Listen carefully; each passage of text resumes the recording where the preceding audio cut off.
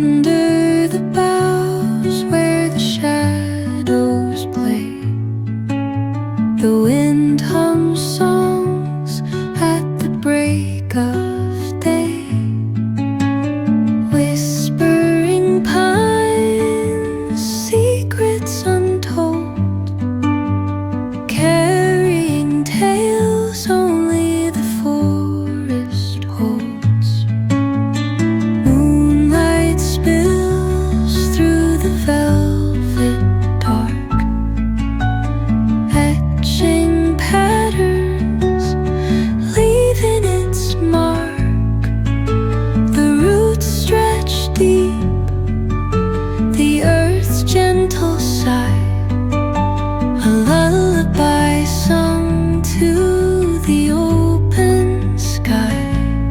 Oh, whispering pines, sing me your tune, caught in the rhythm of the stars and the moon. Teach me the language of rustling leaves, stories that linger on the breath of the breeze. नमस्कार दोस्तों, मैं हूं आपका अपना KKD और आप देख रहे हैं हमारी फैमिली ट्रिप मोदी नगर से मनाली। मोदी नगर जो कि मेरा घर है। इस ट्रिप में मेरे साथ हैं मेरी पत्नी और मेरे दो नटखट बच्चे युवराज और आयुष्मान।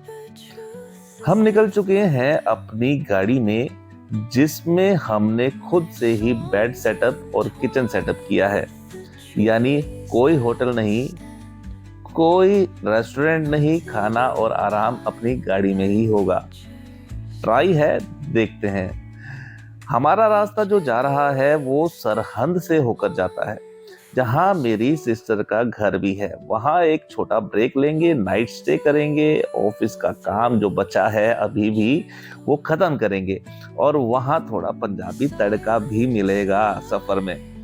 इसके बाद शुरू होगी असली चढ़ाई, हिमाचल की ठंडी हवाओं और खूबसूरत वादियों के बीच। इन वादियों के बीच से होते हुए हम पहुंचेंगे मनाली। अपने ट्रिप का जो हाईलाइट है वो है आपका अटल टनल, सिसु की बर्फीली घाटियां और खंगसार। खंगसार एक विलेज है वहां पर, वहां भी चलेंगे। तो चलिए चलते हैं। तो सुबह के 11 बज चुके हैं और हम निकल चुके हैं अपनी डेस्टिनेशन की तरफ। कल रात हम अपनी सिस्टर के यहाँ सरहंद रुके थे। आधा रास्ता आधे बीच में पड़ता है वो, तो बीच में रेस्ट भी हो गया और काम भी जो बचा हुआ था वो भी फिनिश कर दिया ऑफिस का। तो अब निकल रहे हैं मनाली की तरफ। हालांकि काफ़ी लेट हो चुके हैं, बट देखते हैं, पहुँचेंगे अपनी डेस्टिनेशन। मिलते हैं।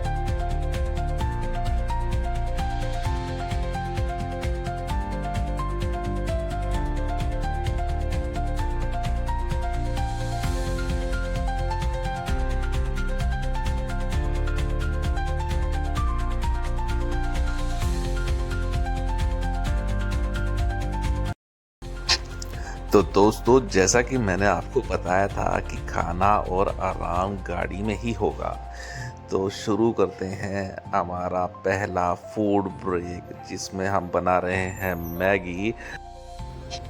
बच्चों को तो मैगी पसंद होती ही है, हमें भी बहुत पसंद है, और इस तरह रास्ते में मैगी बनाकर खाने में तो मज़ा ही कुछ अलग है। अभी हम पहुँचे हैं कुल्लू और मनाली पहुंचने में जहां तक है अभी 2 घंटे का टाइम और लगेगा। I'm all about words. But it sounds like you're envisioning an instrumental piece that truly captures a calm, beachy ambience. Since this one's not about lyrics, I'd suggest imagining soft finger picking on a sun-soaked guitar. Occasional melodic bends reminiscent of waves rolling ashore. A subtle pocket beat could mimic the rhythm of distant tides. Let the absence of vocals create room for the guitar to tell its own serene story, simple, tranquil, and flowing like the ocean breeze. If you ever feel like pairing lyrics with that vibe, I'm here. If you ever feel like pairing lyrics with that vibe, I'm here.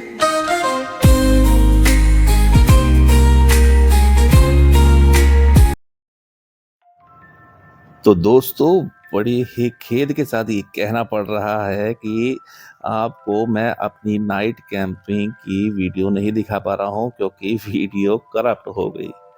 थोड़ी बहुत video थी, वो मैं आपको दिखा रहा हूँ। हम रात 8 बजे पहुँचे मनाली, और पहुँचते ही सबसे पहले निकल पड़े माल रोड की ओर। वहाँ हम थोड़ा घूमे, मज़ा लिया और फिर वापस आए। हमने अपनी गाड़ी मनाली की एक पेड पार्किंग में लगाई, और यही बनी हमारी पहली रात की कैंप साइट। गाड़ी में हमने अपना बेड सेट किया और खुद ही डिनर तैयार किया। क्योंकि ये निर्धारित पेड पार्किंग एरिया था, तो सिक्योरिटी की कोई टेंशन ही नहीं थी। पूरी तरह आरामदायक और सुरक्षित माहौल में हमने अपनी नाइट कैंपिंग करी। गाड़ी के अंदर ही हमने बहुत कंफर्टेबल नाइट स्टे किया। एक अलग ही एहसास था खुले आसमान के नीचे, लेकिन अपने ही स्पेस में।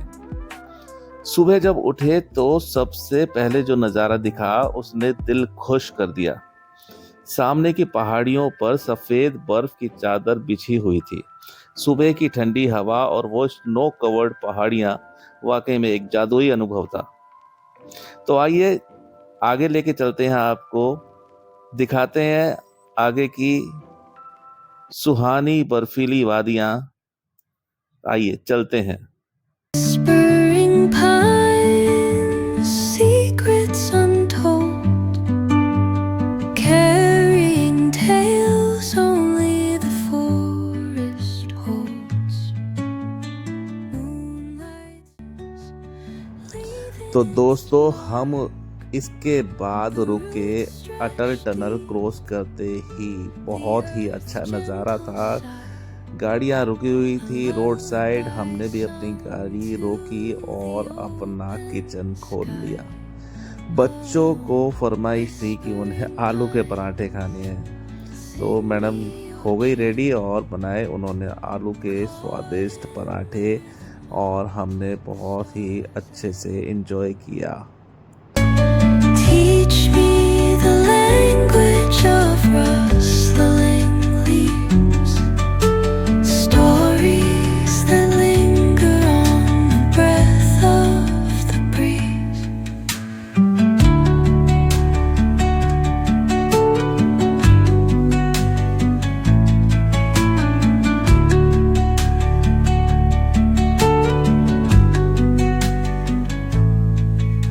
The dawn paints gold. Finally guys, हम पहुंच चुके हैं सिसु। देखिए बर्फ का क्या आतंक मचा हुआ है यहाँ पर। बच्चे नहीं मानते और उनकी जिद थी कि बर्फ में जाके उन्हें स्नोमैन बनाना है। बर्फ इतनी ठंडी, हाथ ही नहीं लगाया जा रहा। Knotted in time by nature's hand, each echoing step on the forest floor opens a world through an ancient door. The silence alive, yet brimming with sound. In the arms of solitude, I am found.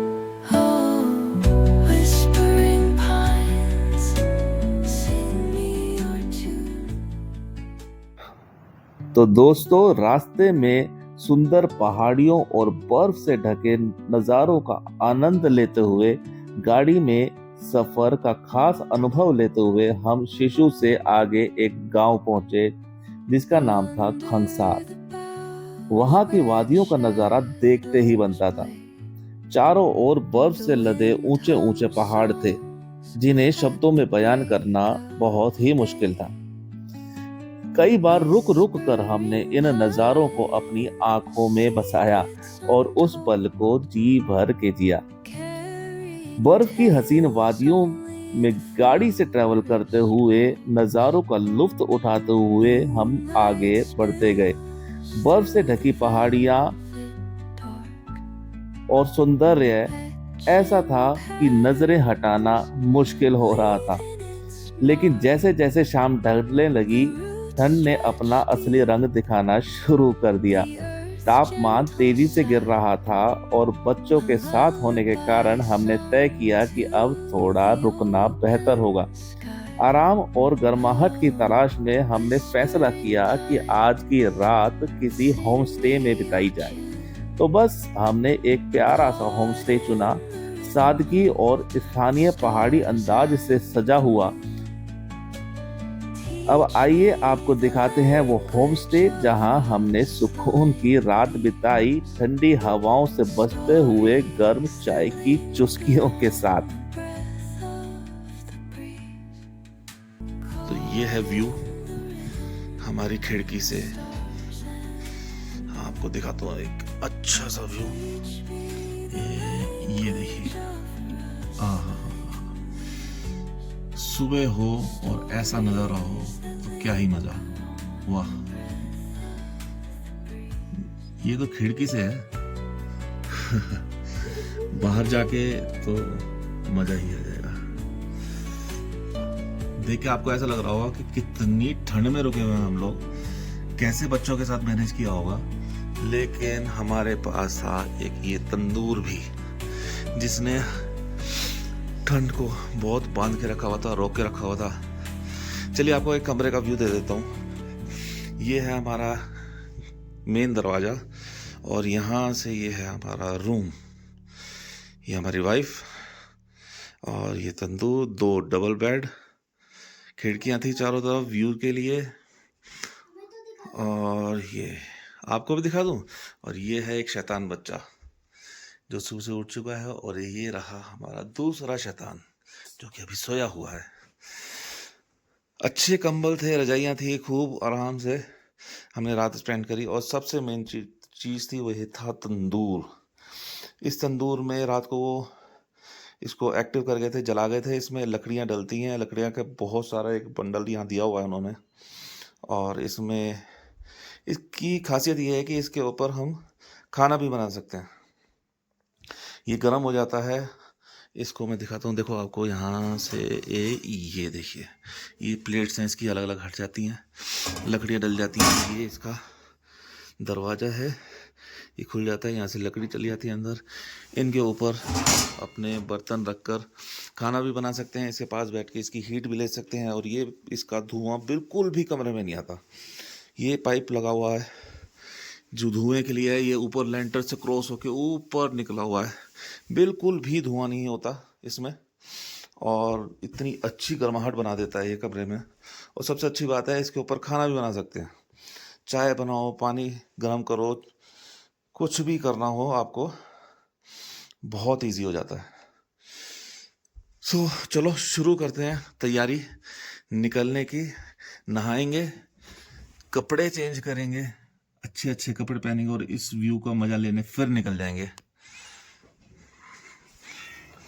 तो दोस्तों, इस तरह and हुआ हमारा दूसरा दिन। सुबह हो गई थी और हम निकल पड़े हैं अपनी दूसरी डेस्टिनेशन की तरफ, जो कि है मणिकरण। उसके बाद हम जाएंगे कसोल और वहाँ एक कैंपिंग साइट है जहाँ हम करेंगे कैंपिंग।